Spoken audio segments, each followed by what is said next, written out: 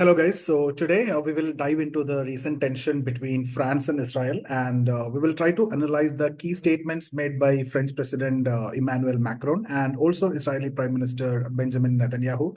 And we'll try to explore the background and try to unfold the diplomatic conflict between the two nations. Okay. So this dispute have actually attracted significant attention due to its potential global implication, and we will also look into those details as well.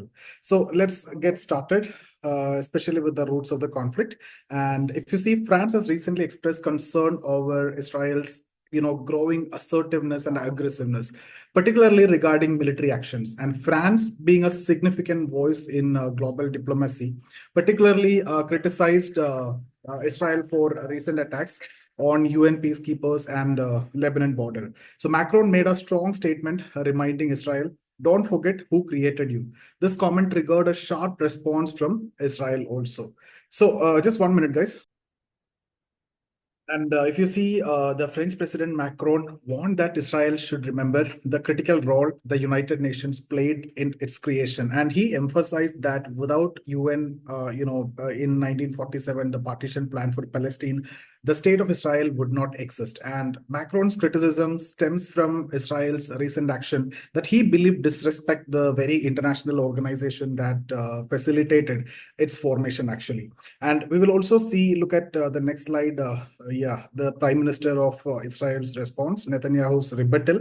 And in response, Israel Prime Minister refuted Macron's claim, stating that Israel was not created by the UN decision alone. And he highlighted Israel's war of independence and the sacrifices made by Israeli soldiers as the real reason why Israel exists today. And it was not because of your help, something like that. Okay. And Netanyahu also stressed that it was Israel's victory in the war and that solidified the nation's existence, and not just the UN resolution or because of France or any such collaborations or group. Okay, so that's what the statement of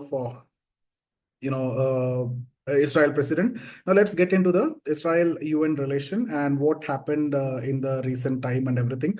So if you look at this, Israel's current relation with UN has been strained. Netanyahu actually expressed frustration over numerous UN resolutions that he feels unfairly targeted and targeting Israel. Recently, the UN Secretary-General António Guterres faced Israeli criticism for allegedly not condemning the October 7th, 2023 attack strongly enough. And this ongoing discord plays a central role in the Israel-France dispute also. Now, what are the actions taken by France against Israel? That is the next slide. Okay, so France action against Israel. Okay, you got the slide here. Right. Okay. So taking action beyond this rhetoric, France excluded Israeli companies from its prestigious Naval Defense Expo, a major global event, and Israel participation was not there. And this move marked a significant escalation in the diplomatic tension that indicate that France is willing to use its position to challenge Israel's policies more assertively. As a permanent member of the UN Security Council, France's opposition carries significant weight. Okay, and it means a lot actually. So if you see the next slide, it's about historical perspective on Israel's creation. So let's briefly discuss about that also. So from historical perspective, if you look at the 1947 UN partition plan was indeed pivotal in establishing the state of Israel.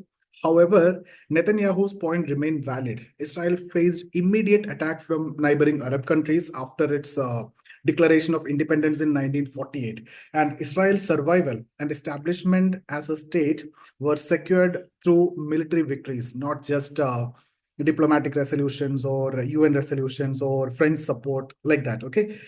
So that's briefly about the historical perspective on Israel, 1947 partition, 1948 declaration, and the military victories. Yes. Now the broader international response. The diplomatic rift between France and Israel is part of the broader shift in international opinions. And France has been the first major European country to openly criticize Israel, this strongly, while other European countries like Germany remain staunchly supportive. And meanwhile, many Muslim majority nations continue to oppose Israel's actions, with some voices calling for its exclusion from the UN altogether. Right. And next slide is about the growing criticisms on Israel. So that's the situation now. The growing number of casualties in the Gaza. If you remember, we discussed multiple times about this. Almost 43,000 civilians were killed in the last 1 year. So, and this Israel's military tactics in northern Gaza have, drawn further criticism from international communities, from various communities. And Macron's comments represent a wider discontentment with Israel's strategies, particularly with its handling of the humanitarian situation in Gaza. Okay, and Israel also justified that by saying that they have the right to exist. And if you look at Hamas, they are using the civilians as a shield. And if you look at Hezbollah, again, Israel is saying that they will attack civilians, but they give the warning because Hezbollah, these terrorists, if you see from their perspective, okay, don't get offended if I am using that word, but from Israel perspective, I am just quoting the Israel Prime Minister's words as such. So in their opinion, the terrorists are using the humans as the shield. So Israel, since they have the right to exist, they have no other option but to attack. And that's the only way to, control the terrorist or, eliminate the terrorist from, that then only they will become safe. So for that, the collateral damage will be there, casualty will be there. But the statement is that they will give the proper warning that the civilians can evacuate and they can, escape before any such attack.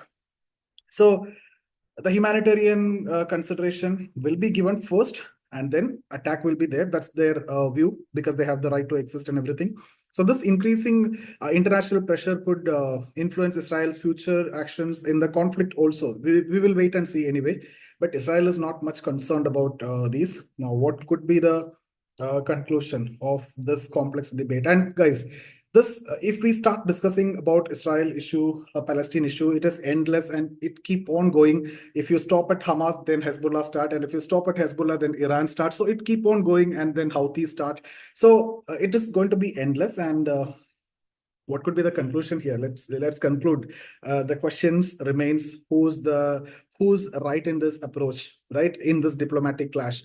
Whether France Prime Minister, who emphasized Israel's obligation to respect the international system that helped to establish it, or Israel's Prime Minister Netanyahu, who argued that military strength and the sacrifices of their soldiers are the true foundation of Israel's existence, because they faced a multi-front war from Arab nations even after their independence and the resolution, and they survived and they struggled, and they came as victorious through the military struggles and operations, and their soldiers, they have sacrificed a lot for the survival of Israel. And what is your thoughts? You can comment below about your thoughts, and you stand with whom and everything. So that's about this discussion, guys. And thank you so much for watching. See you in the next session. In case if you're interested in joining the mentorship session, you can get in touch with us. The GS classes, IAS courses available. I'll share the link in the description, and the sociology course link is also there in the description. And I see you guys in the next video. Thank you so much.